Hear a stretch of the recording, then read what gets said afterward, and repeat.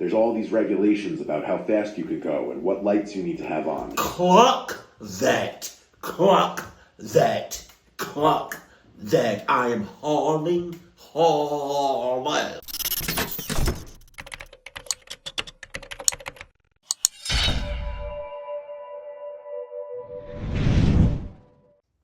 Okay, so a few things. One, my wife is asleep, so there's that.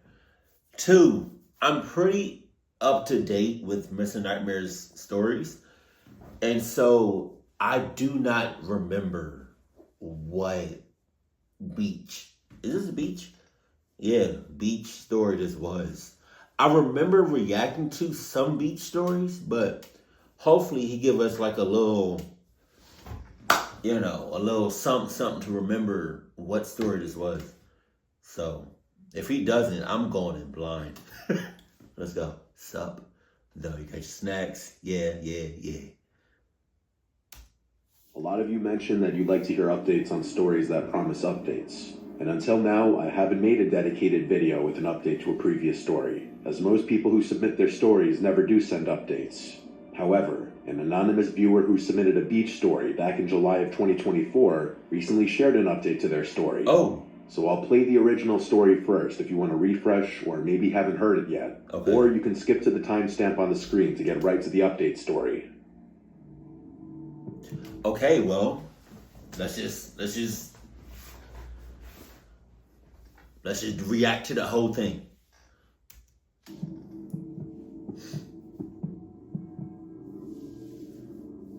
Beaches have always terrified me.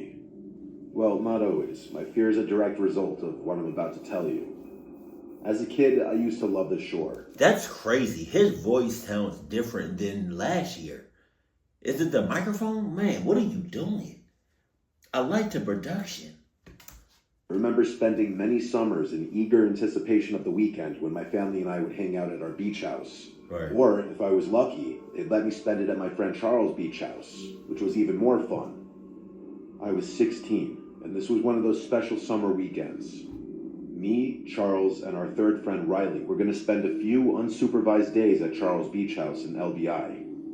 Riley was a year older than Charles and I, and had recently gotten his license, so we'd be driving down in his car. The drive down was fantastic. Riley was a pretty uncoordinated driver at the time, so most of the ride was spent laughing at him swerving and cursing the road. It was... What you swerving? I do not remember this story. But what you swerving for? Chill out. Because I promise you, if I get hurt because of your ass, I'm hurting that ass. Pause. We got down to LBI in good time and immediately moved all of our stuff from the car to the rooms we'd be staying in. The layout of the house is important to the story, so I'll briefly mention it. There's a front door, a garage door which connects the back to the front yard, a back sliding door, and a back upstairs deck that connects the upstairs bedrooms. Okay. There's also a spiral staircase that allows you to go directly from the back deck to the ground, so you can enter and exit the house from upstairs. The house sits along a lagoon, meaning the back end of the house faces a narrow channel of water, with houses on the opposite side.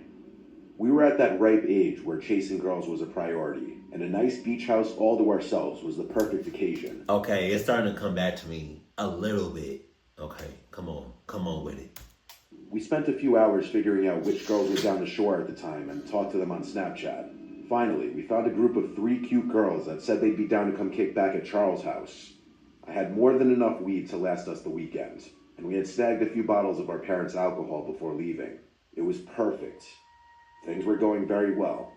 The 3 girls, Rosie, Alexa, and Sophie, were fun and flirty, and the 3 of us could tell where the night would probably end up. At one point, the 6 of us decided to smoke in Charles' backyard pool. It was small, but it was perfect for 6 drunk kids. I remember the sight vividly. The gentle bay breeze blowing through my hair, the steam from the heated water rising slowly with the puffs of smoke from the joints. At our age, this was bliss. But then suddenly, Charles turned the music all the way down and stared over my shoulder into the darkness of the lagoon. Confused, I turned around, peering into the darkness. Confused. I would have just not turned around, not did a half thing, not looked at the corner of my eye, but I would have got up and walked right back into the house. Like, what? I promise you, bro. You look at me like, you look right past me, talking about, I'm looking at you right here. And you do this?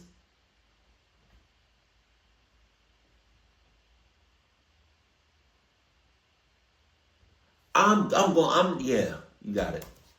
I could roughly make out the houses on the other side of the lagoon, but I wasn't quite sure what Charles was looking at. One of the girls asked Charles why he turned the music down, and he whispered that he saw someone standing on the dock opposite the house. Okay. I figured he was messing with us, so I started laughing. Who cares, bro? People literally live here, I said. Charles shook his head. I know that family personally. My parents said they're in Florida for the week. In all honesty, I still thought it wasn't a big deal or he was just messing around, so I kept chuckling. The girls were a little freaked out, though, and said they wanted to go back inside. I wasn't going to argue, so the six of us started making our way out of the pool. As we were drying off in the yard, Riley jumped and cursed, looking towards the lagoon. The rest of us turned, and even though the light was dim, I could definitely see what looked like movement coming from the opposite dock. The six of us froze in place, trying to get a better glimpse of what we were looking at. Just then, a passing car on the road across from us lit up the scene ever so slightly, and the sight was horrifying. There were 4 tall silhouettes standing at the edge of the dock, facing us. Oh. It was impossible to tell what they were wearing or what they looked like, but there was no doubt they were facing our direction. Go inside now, said Charles with a shaky voice, motioning us toward the sliding door. As we rushed inside, I heard a distinct sound that remains the most terrifying noise I'd ever heard. 4 consecutive splashes rang out from behind us. Those guys were swimming across the lagoon. We were in full-on panic mode at that point. The girls screamed while Riley slammed the sliding door shut and locked it. Okay, even though I probably reacted to this, which is weird because I don't know. It's still like some parts of the video, it's kind of like coming back to me, but then it's not. It's very faint. And so I'm reacting to this story like this. I've never reacted like this is my first time, but I'm pretty sure I reacted to this if I'm up to date with Mr. Nightmare's videos. Charles quickly ran to the front to lock that door too, and the 6 of us ran to the room that wasn't visible from the outside. We waited in silence, horrified at what we might hear next. A few minutes passed, still nothing. Out of nowhere, Riley cursed, revealing to us that he had forgotten to lock the sliding door on the deck. Charles started to panic, knowing that this house was about to be broken into. Just then, we heard soft, quieted footsteps above us, and that was the last straw. None of us had any weapons on hand, and we were all intoxicated, so running was really our only option. The 6 of us sprinted for the front door and bolted to the car, which Riley started up in a flash. The chaos of it all was too much for Riley to handle, and he destroyed Charles' mailbox on the way out of the driveway. Jesus. Once we were far enough away, we called the police. The ordeal was a nightmare. We went back to the house once police had searched it, but the news was shattering. All the valuables on the top floor were missing, but that wasn't the worst part. Charles' family owned a medium-sized Boston whaler boat, which was also stolen, most likely as the getaway vehicle. Charles' father tended to keep a spare set of keys inside a small hatch below the steering wheel, which the police concluded was how the culprits got away so quickly. How they knew where the key was hidden is something I still wonder. The police were never able to arrest the perpetrators, and likely never will. Charles, Riley, and I think whoever robbed the house might have been someone who knew Charles' family, and they knew where the key was, and the house was... And somebody was in cahoots. ...supposed to be vacant that weekend as well. It's been a long time since this chilling event took place, but I haven't let one day pass without locking every door and window in my home. I'm saying, thank you for checking the checklist. Hey, nobody checked. Hey. Do yourself a favor and lock your doors at night. No shit. No shit. That should be self-explanatory. Okay, so this is the update. Okay, oh, Jesus. I'm nervous. Come on. Okay, so I never thought I'd be revisiting this again, but I actually do have an update that's relevant to the story I sent in a while back. This update isn't exactly my story per se, but I'm gonna do my best to tell it, so bear with me. Before I get into it though, Here's a quick recap of my original submission. When I was 16, I spent a weekend at my friend Charles' beach house in LBI with our other friend Riley. Right. We were chilling in his pool with some girls we had invited over. Okay, come on. I literally just heard this like 2 seconds ago. When we noticed people standing across the lagoon watching us, the next thing we knew, we realized they had jumped into the water and were swimming across, so we quickly rushed inside. Unfortunately, we didn't thoroughly lock up the house, and those people broke in. And whose fault was that? Huh? Whose fault was that? Everybody's fault. Everybody can get it.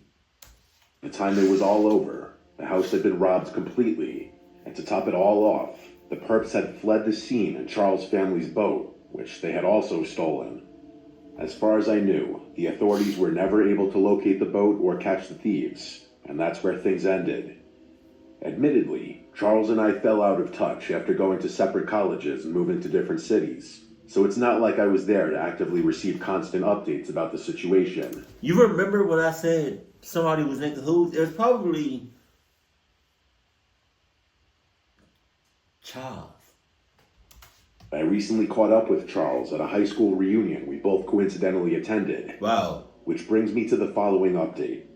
I wasn't even planning on going to the reunion, but my girlfriend convinced me it might be fun to see how everyone turned out, so I figured what the hell.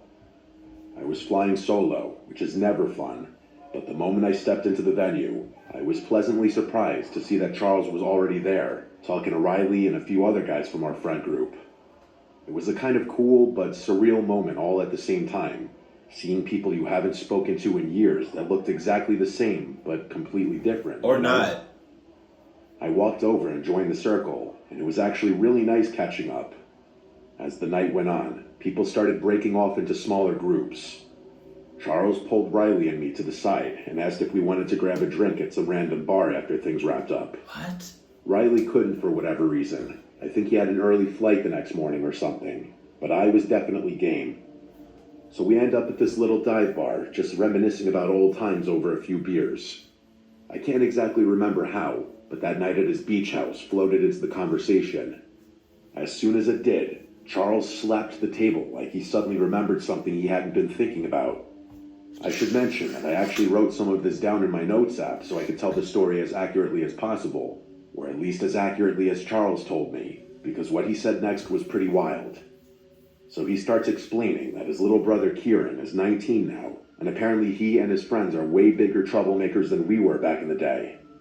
About a year ago, Kieran and two of his friends, without asking permission, decided to take the family's new boat out. This was their replacement boat, by the way, the one they got after the insurance payout from the stolen one.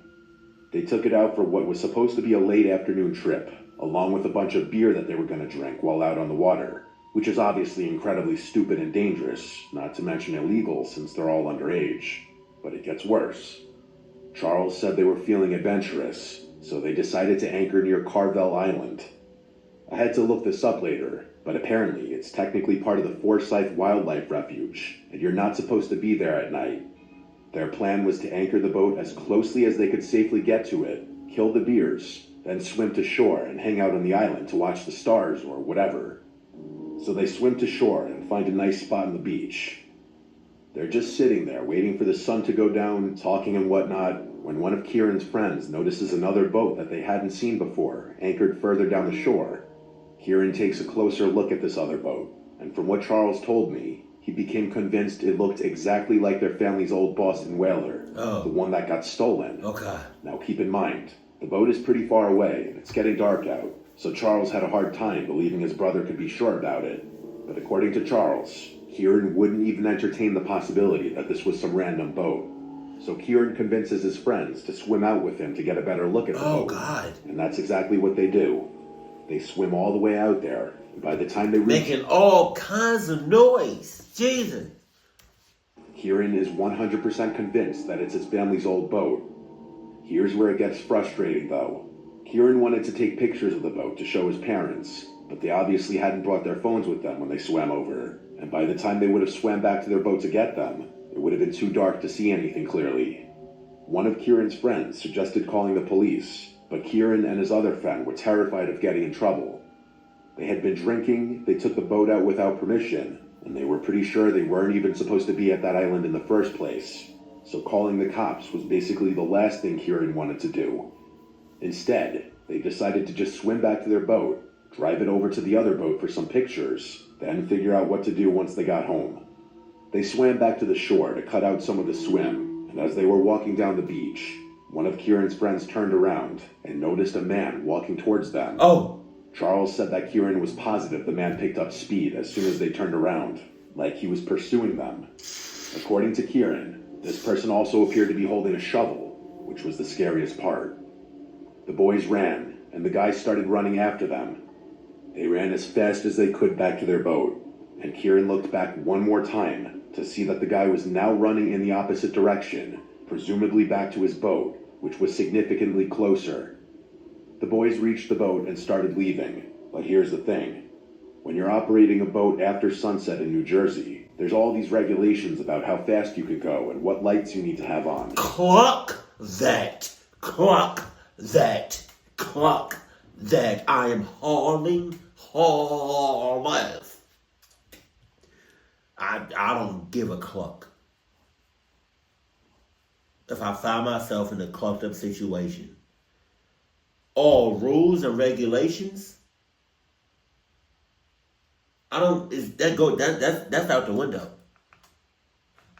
On me, that's out the window. I gotta protect me, myself, and I. I'm the only one that matters. So I'm doing whatever it takes to get out of there. Cluck them rules. It wasn't like they could just gun it out of there. They had to follow the speed limits, which I can imagine made the whole thing even more nerve-wracking. No. That also meant no detour to check out the other boat. Charles said that Kieran described the ride back as the most tense thing he's ever experienced, and I believe it. Just knowing someone could be following you in the dark without being able to speed away. Jesus. Kieran said he wasn't sure whether they were followed or not, but he could have sworn he heard the faint sounds of a boat somewhere in the darkness behind them.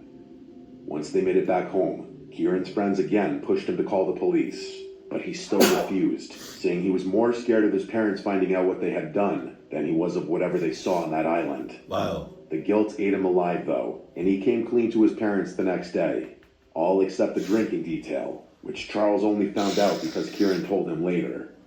Charles said his parents were more furious at Kieran than he remembers them ever being at him, which is saying a lot. Charles' dad banned Kieran from using the house for the rest of the summer, among many other things. His parents ended up reporting what Kieran saw to the authorities, but Charles said nothing ever came of it. Just like with our original incident, the police were all but useless. At that point in Charles' story, I had to interrupt him with a few questions, like how could the boat still be in use around LBI all these years later without anyone recognizing it, and why someone would anchor it so close to shore if it was really stolen. I wonder if the police ever searched the island for whatever that guy with the shovel was doing. Charles admitted The guy with the shovel was knocking niggas out and burying them at the same time.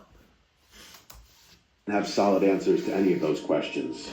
His best guess about the boat was that whoever stole it might have stripped it or repainted it enough to avoid suspicion. It's not like every boat owner in the area has the registration numbers memorized, you know?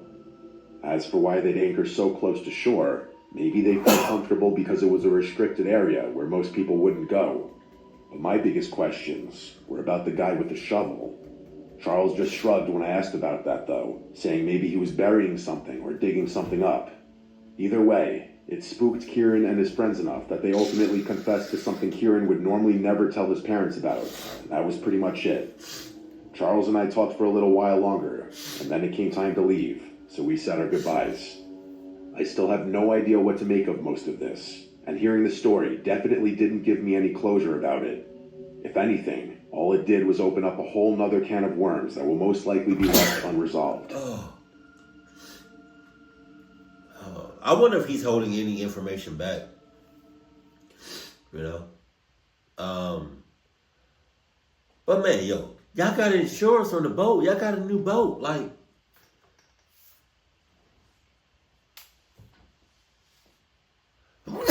Jesus. Oh my God. You got a new boat.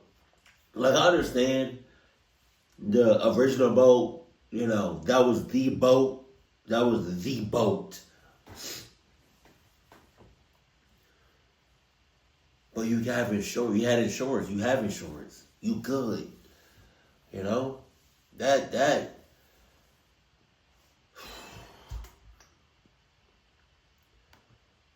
y'all really risked your lives to get as much detail about that boat as possible. Y'all almost got clocked up in the process. That guy with the shovel, I already know what he was on. He was on that knocking niggas out and burying, digging holes, digging graves.